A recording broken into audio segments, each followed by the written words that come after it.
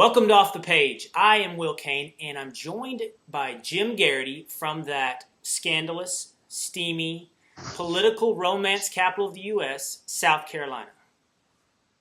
Will, how you doing? I'm good. Jim, you ready to talk Nikki Haley?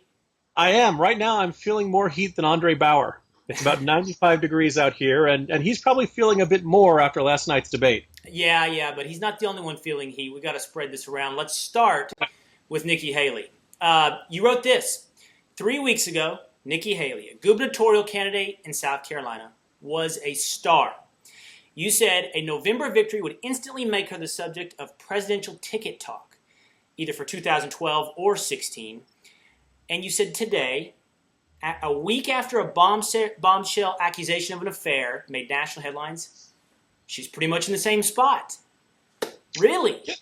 It's somewhat reassuring that it takes more than one guy coming out and saying, I had an affair with a political figure for that charge to get traction, particularly if that's big. Explain that just for the viewers, Jim. So, and at this point, it's more than one, right? But let's start with the first. Who is claiming the affair? Okay. Well, I don't trust guys named Will to begin with. But there's a gentleman by the name of Will Folks, who is was a former spokesman for Governor Mark Sanford, a bit of an odd character in South Carolina politics. Sometimes self-effacing, very, sarcastic sense of humor. But he also has a domestic battery charge against him from a few years ago, and that he claimed that he was innocent, but he pled guilty anyway. It's a little convoluted and confusing. A lot of strange humor from this man about something that I think most people find a sensitive, touchy subject. But a lot of people say, oh, that's just the way this guy is. He's always been kind of this political gadfly in South Carolina circles, runs a website. And, of course, on his website is where he made this very shocking claim that he had an inappropriate physical relationship with Nikki Haley. Right. Okay, now if he has an odd sense of humor or he's an odd guy, none of that makes him necessarily a liar. So why are we doubting him? Because he hasn't providing proof, right? Isn't that it? Well, he said he was coming forward because it was going to come out in the media within a week. They were gathering evidence of their affair, and they were going to be dribbled out bit by bit over the course of the week. So to preempt that, he was coming out and clearing the air. Except no one's really come forward with that story, and nobody else has come forward with that. Nikki Haley, at the moment this came out, vehemently denied the right. allegation. The only thing, there are two bits that he's pointing to as evidence that I think, perhaps support the claim but don't really prove it. One is a series of text messages between himself and Nikki Haley's campaign manager in which the campaign manager isn't saying, that's a dirty lie, you SOB, go to heck, anything like that. But it's not exactly saying, yeah, we'd better cover this up. Right. And there was a lot of the political consequences of this hitting the press and who's working on the story, et cetera. Right. And then the second bit was their phone records, and this gentleman named Will Folks did work for Nikki Haley for a period of time, and they talked on the phone a lot. Now, when you're a candidate and a political consultant, it's not surprising you talk to each other a great deal. It's perhaps a little unusual for them to talk at 2 a.m., but right. You said there were some late night phone calls, and okay, so outside of the phone records and the texting, it's kind of his word against hers, but. Now, there's another word in the game as well. Just this week, another man has claimed he's had an affair with Haley. Isn't that right? Yes, this one. So as soon as Will Folks came forth with this, there's a lot of speculation of, well, was one of his rivals behind it?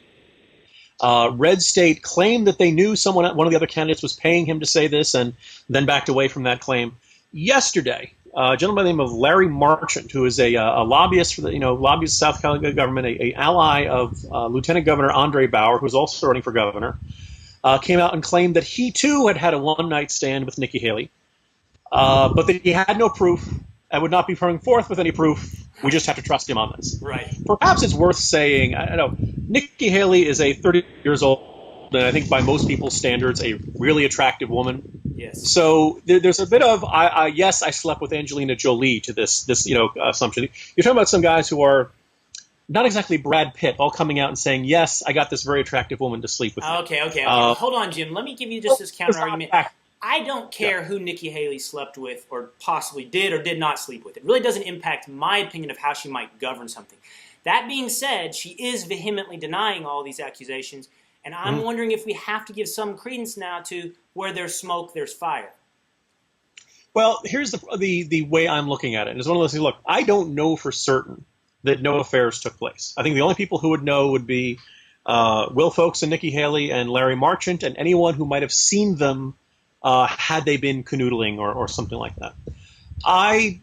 However, Mr. Folks is a bit of an unusual character. Certainly seems to be enjoying every minute of the attention. Yesterday on his website, he pretty openly was basically begging for a book deal, talking about what a fantastic book this would all make and how he's open to offers. And so there's always a possibility this is a giant publicity stunt or the workings of someone who just wants a great deal of attention upon him. Then the second guy, Larry Marchant, is very closely affiliated. It was, in fact, being paid for and working for one of the rivals. That emits a bit of an odor. He's got a very vested interest in trying to get this out. And oh, by the way, none of this, no one feels the need to talk about this until she's leading in the polls 2 weeks before election day, primary election day. Let's talk about that. Let's talk about that. Before we talk about the polls, so you said this as well, and I think this is interesting. You said, look, if some kind of evidence does come out, if Folks does provide evidence, this will be devastating to Haley, because the problem then will be that she wasn't just merely lying to the public, but she was lying repeatedly and convincingly. For now, she's passionately denying anything, and it seems to be working, right? These accusations seem not to have hurt her. She's still leading in the polls despite all of this junk.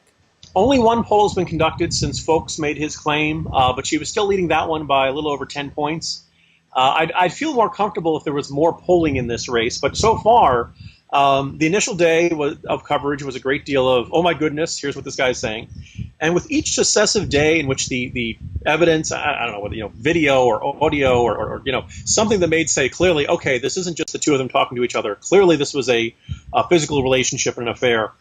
Each day that didn't come, the coverage has gotten a little more skeptical. And in fact, I have the local paper here is the Island Packet here in Hilton Head, and you're starting to see letters to the editor in the tone of, I understand you had to cover it when he first said it, but until he generates some evidence, I don't understand why there's any mention of this in the paper. And I noticed that when they've been using coverage from The State, which is a Columbia newspaper, which is the largest newspaper in South Carolina, they took out any references to the discussion of the affair allegations from the first debate. I mean, I think that, there's a lot of folks in the local press who kind of know the reputation of Folks and really don't want to go too far out on that branch with him. Let me ask you this, Jim. So you've said Nikki Haley is a star. Substantively, she's a star.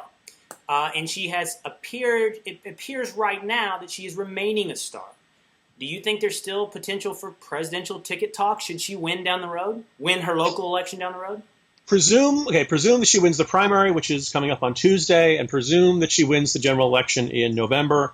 This is South Carolina. It's a heavily Republican state, but it's worth noting that in South Carolina, you don't get to run against John Kerry. The Democrats don't nominate crazy down the line liberals. They generally nominate fairly conservative candidates, and that's a little bit, tougher to beat for a Republican than, Nancy Pelosi running in this part of the country.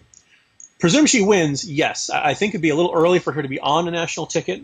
She is currently a state representative, and there's a part of me that, well, I don't know about you. I'm a little wary about putting little-known state representatives on presidential tickets really fast. I'd say the one with some not unknown baggage possibly as well. Yeah, most recent example of that hasn't worked out too well from where I sit. But if she turns out to be a successful governor of the state of South Carolina, then yes, she is the first Indian American state lawmaker from the Republican Party. As I mentioned, she's pretty darn young, and I think most importantly, set herself up in opposition to the state establishment. But I think the willingness to be a reformer and take on powerful interests is it's really resonating at this moment. Okay, so to sum up Jim Geraghty, Nikki Haley is a reformer. She's a star. She's a substantive star. She's hot. And for right now, you say the South Carolina voters appear not to care until proof comes out about scandalous accusations.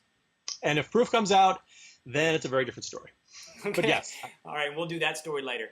You can find Jim on Campaign Spot at National Review and follow me on Twitter at Will Cain. Thanks, Jim.